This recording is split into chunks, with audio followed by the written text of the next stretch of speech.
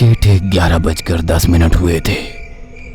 इस वक्त जहां शहर के सभी लोग अपने अपने घरों में सो रहे होते हैं और कुछ लोग इंटरनेट पर लगे होते हैं, वहीं अपने कमरे में अकेला बेड पर लेटा देवांश करवटें बदल रहा था। उसकी नजर अपने बराबर में लगे दूसरे खाली तकिए पर पड़ी और उसको रेणुका की याद आ गई। दोनों की जिंदगी शादी के बाद बहुत ही अच्छी कट रही थी, लेकिन 2020 का वो दौर जिसने ना जाने कितने परिवारों को खत्म किया और ना जाने कितनों को कंगाल किया, सिर्फ उसी की वजह से दोनों की जिंदगी में ये बदलाव आया। देवांश की जॉब चले जाने के बाद उनको बहुत परेशानियों से गुजरना पड़ा और मजबूरी में अब देवांश जिस कंपनी में काम कर रहा था वहां उसको अपनी पिछली सैलरी से आधे पैसे मिल रहे थे। इस चीज को लेकर दोनों में रोजाना झगड़ा हुआ करता।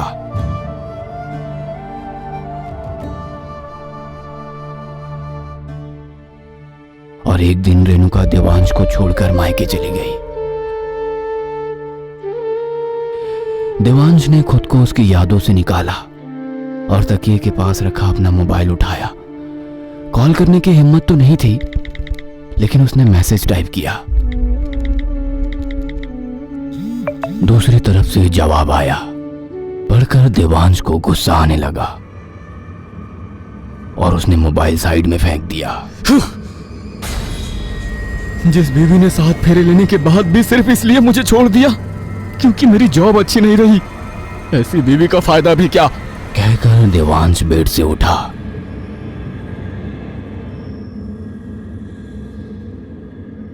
और कबर्ड से उसकी वो किताब निकाली जिसके बारे में शादी से पहले उसने कसम खाई थी कि चाहे कितनी भी परेशानी आए, जिंदगी में उस किताब का इस्तेमाल नहीं करेगा। अगली रात तकरीबन 12 बजे देवांश शहर की सबसे बड़ी और डरावनी दिखने वाली शमशान के पीपल पेड़ के नीचे केवल एक कपड़ा पहने हुए बैठा था।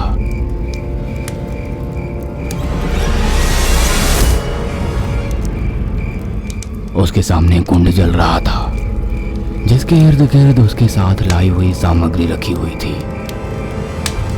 एक पीतल का कलश, एक काला मुर्गा, एक काले धागे की गुच्छी और उसके पास एक तेज धार वाला चाकू। वो बड़ी शांति से इन मंत्रों का जाप कर रहा था और रात के सन्नाटे में उसको कभी कुत्तों के रोने की आवाज आती तो कभी भटकती आत्माओं की। इस आदमी को हटाओ, इस आदमी को जान से मार डालो, इसका सीना चीर कर इसका दिल निकाल लो। उसके कानों से बहुत ही भयानक आवाजें टकरा रही थी, लेकिन वो साधना करने में लीन था क्योंकि उसने किताब में ये पहले ही पढ़ लिया था कि जब वो साधना करेगा तो बुरी आत्माओं के जरिए यक्षिणी उसकी परीक्षा लेगी। 4 बजे तक मंत्र जाप करने के बाद उसने पहले काले धागे की गुच्छी उठाकर मुर्गे की गर्दन पर बांधकर मंत्र पढ़ा। फिर चाकू उठाया और खच की आवाज के साथ मुर्गे की गर्दन उसके शरीर से अलग कर दी।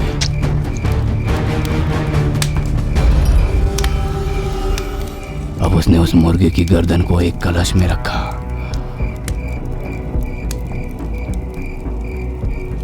और उसे जमीन में गाड़ दिया। फिर उसके बाकी के शरीर को हाथ में उठाकर घर की तरफ चला गया। इस तरह से वो हर रात यक्षिणी की साधना कर रहा था और अब उसको 41वां दिन हो चुका था। आज उसको इतनी डरावनी आवाज सुनाई दी जितनी इससे पहले कभी नहीं सुनाई दी थी।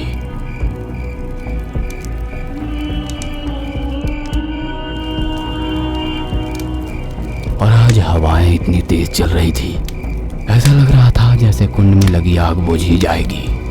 वो आंखें बंद करके तेज तेज मंत्र जाप करता रहा। देवांश, मेरे साधक, आंखें खोलो। देवांश ने जब अपनी आंखें खोली तो सामने का नजारा देखकर उसकी सांसें जैसे रुक सी गई। उसकी आंखें सामने खड़ी उस औरत के पूरे बदन को निहार रही थी।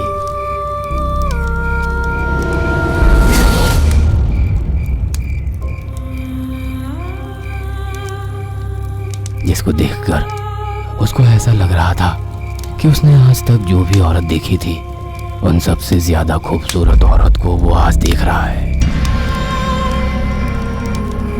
उसने लाल रंग की साड़ी पहनी हुई थी जिसका पल्लू हल्की चलती हवा में लहरा रहा था और उसका चमकता गोरा बदन इस साड़ी में संगमरमर जैसा लग रहा था।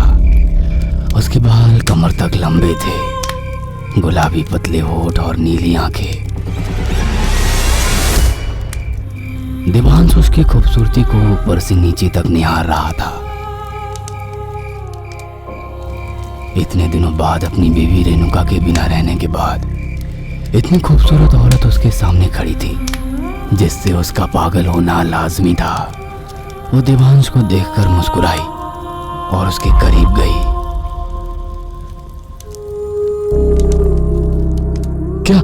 क्या तुम? देवांश ने आधा सवाल किया। मैं तुम्हारी यक्षिणी। उसने फुसफुसाती आवाज में कहा, जो कि रात के सन्नाटे में बिल्कुल साफ साफ सुनाई दे रही थी। जैसे ही उसने अपना नाम लिया, पेड़ के इर्द गिर्द हवा में कौवे इकट्ठे होकर कांव कांव करने लगे,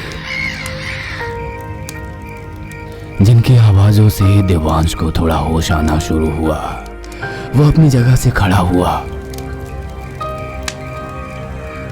और उसके ठीक सामने जाकर रुका।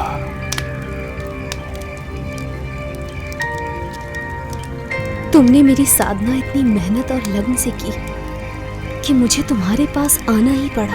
सुनकर देवांश खुश हो गया, लेकिन फिर भी उसके मुंह से कुछ निकल नहीं पा रहा था।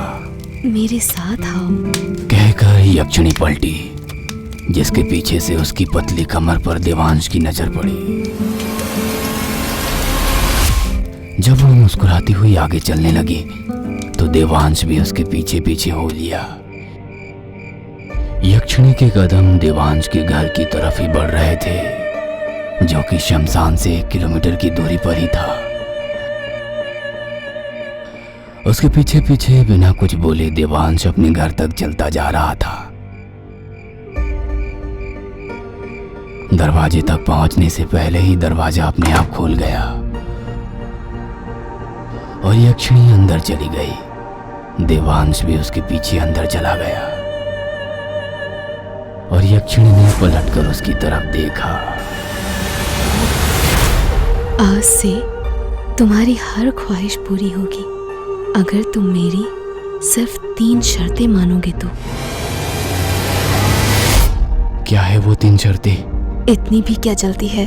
फिलहाल इस वक्त तुम्हारी एक ही ख्वाहिश है जिसको मैं भी पूरा करना चाहती हूँ। कहकर वो मुस्कुराई, जिससे देवांश के दिल पर मानो 1000 छुरियां एक साथ चल पड़ी हो। और फिर देवांश के कमरे की तरफ वो चल गई। देवांश भी पीछे पीछे कमरे में चला गया। वो भूल चुका था कि उसकी कोई बीवी भी है और सीधा जाकर यक्षिणी के गले लग गया।